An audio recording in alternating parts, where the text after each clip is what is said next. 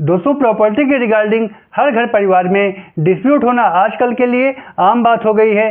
फिर चाहे वो पैतृक संपत्ति हो या फिर सेल्फ एक्वायर्ड प्रॉपर्टी हो, यानी स्वयं द्वारा अर्जित प्रॉपर्टी हो।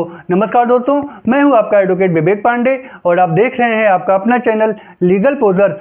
दोस्तों, अगर अभी तक आपने हमारे चैनल को सब्सक्राइब नहीं किया है तो सब्सक्राइब अवश्य कर लें, क्योंकि लॉ से रिलेटेड ऐसे ही कंटेंट हम आप तक हमेशा लाते रहेंगे। दोस्तों, प्रॉपर्टी के रिगार्डिंग हाल में सुप्रीम कोर्ट का एक बहुत ही बड़ा जजमेंट आया है। तो आइए जानते हैं कि वो क्या जजमेंट है, क्या नया कानून है।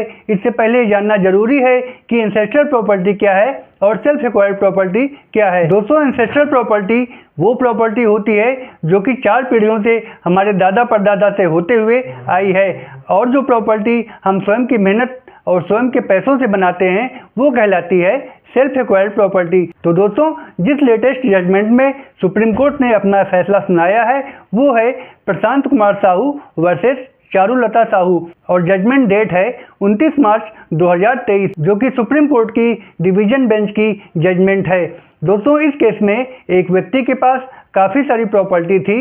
इसमें बहुत सारी प्रॉपर्टी पैतृक थी, साथ ही उसके स्वयं द्वारा बनाई गई भी प्रॉपर्टी थी, और 1969 में उस व्यक्ति की डेथ हो जाती है। और डेथ होने के पूर्व ना तो उस व्यक्ति ने कोई बिल बनाई थी और ना ही किसी को प्रॉपर्टी का कोई हिस्सा ट्रांसफ़र ही किया था।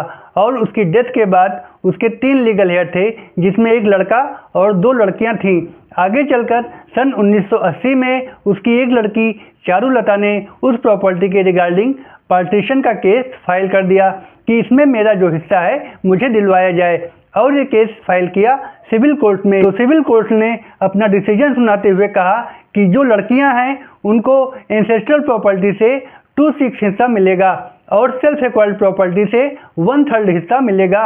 उस ऑर्डर को लड़के ने हाई कोर्ट में चैलेंज किया, और केस के दौरान ही उन भाई बहनों में सेटलमेंट हो गया, और सेटलमेंट के अनुसार उसकी बहन चारुलता ने अपने को मिलने वाले शेयर को अपने भाई को 50,000 रुपये में दे दिया। तो इस केस में ऑनरेबल हाई कोर्ट ने ये जजमेंट दिया कि चारुलता का अपने ब्रदर से कंप्रोमाइज हो गया है और उसने अपना शेयर अपने भाई को समझौते के अनुसार दे दिया है। तो चारुलता का शेयर उसके भाई को दे दिया जाता है।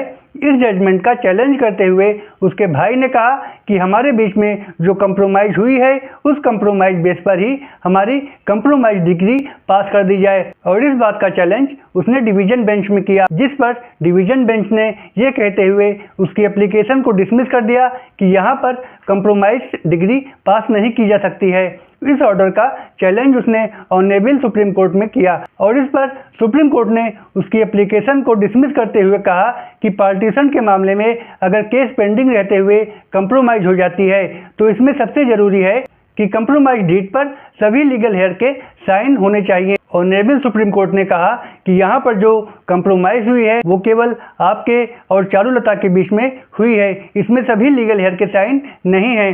सो इस आधार पर आपकी कंप्रोमाइज डिग्री पास नहीं की जा सकती है। तो दोस्तों, इस वीडियो के माध्यम से हमने ये जाना कि केस के पेंडिंग रहते हुए अगर पार्टीज ने कोई कंप्रोमाइज कोई सेटलमेंट किया है तो उस पर सभी लीगल हेयर के साइन अवश्य होने चाहिए, तभी वो कंप्रोमाइज वैलिड मानी जाएगी। तो दोस्तों, ये था हमारी आज की वीडियो का विषय पसंद आया हो तो वीडियो को एक लाइक करके चैनल को सब्सक्राइब कर दें, ताकि ऐसी जानकारियाँ हम आप तक आगे भी ला सकें। तब तक के लिए goodbye and thanks for watching.